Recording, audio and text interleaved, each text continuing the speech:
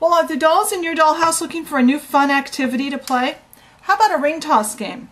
Whether you're working in a Victorian house or a more modern house, this is a super easy project. So come join me and see how we make this fun project come to life.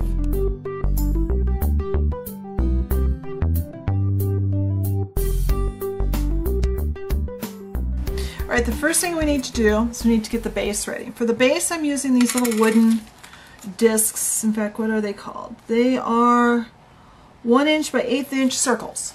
I got these at Joann Fabrics. I haven't had time. I've been busy all week, so I haven't gotten to the actual craft store, but I got to my Joann Fabrics this week. And I drilled a hole. I'm using a, what size drill? This is a 5/64 of an inch drill bit, and I just drilled a hole in approximately the center. I love the little pin vise. You can use a Dremel or a regular drill if you want to, if you've got one that does small bits, but I like this because it's a lot safer to use around your fingers, and it works nicely for the small holes.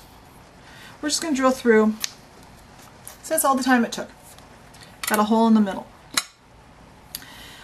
You've got two choices. You can make these look antique-y, in which case you'll want to do like a wood stain on the wood pieces, or you can make it more modern. Now I already did like an antique-y one, and to stain the wood I actually just used craft paint and wiped it off. I'll talk a little bit more about that when we finish these up.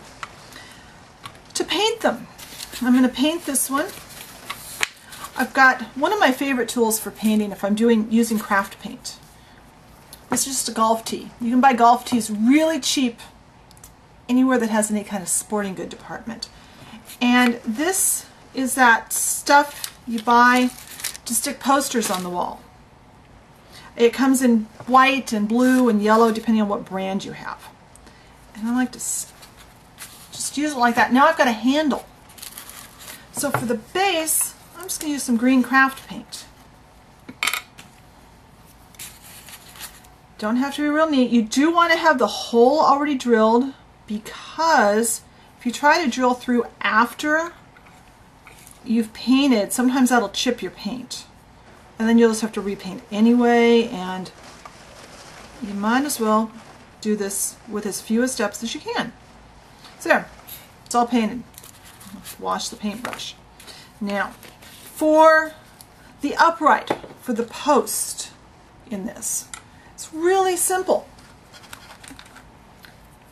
It's just one of these fancy toothpicks. Now, since I don't like the top on them, they always, any package of these I've ever had, the top is kind of, it's rough, it's a little darker colored. And you gotta be careful. Some of these, when you go to sand them like this, they'll split. Now this one's being good. If you have one that splits, you can either use it that way, or just toss it to the side and use another one. And we're not going to cut this until the paint's dry. It couldn't be easier to paint these. Take your bottle of paint and your toothpick.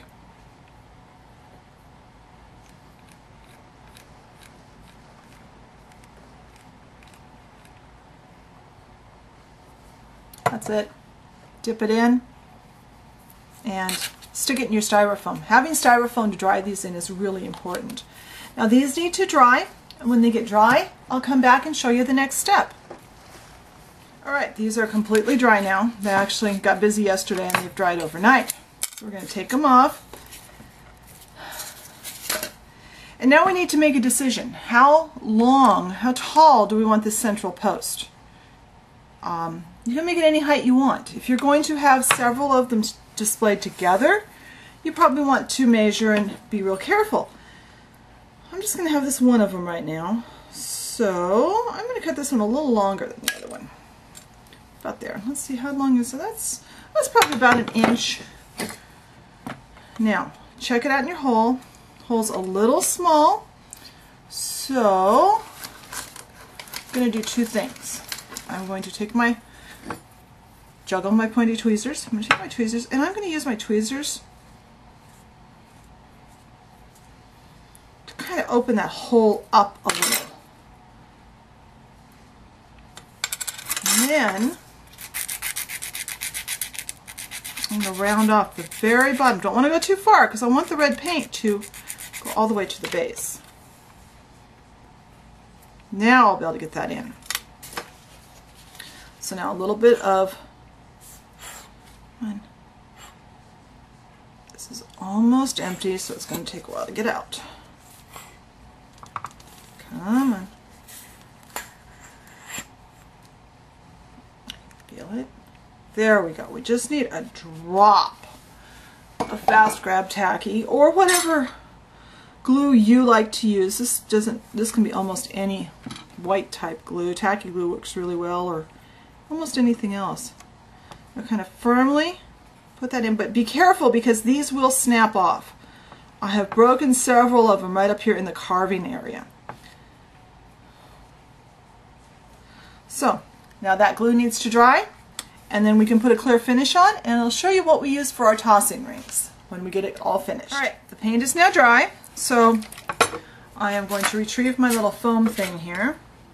Piece of foam. I'm going to put this back on there because this is just an easy way to hold on to this.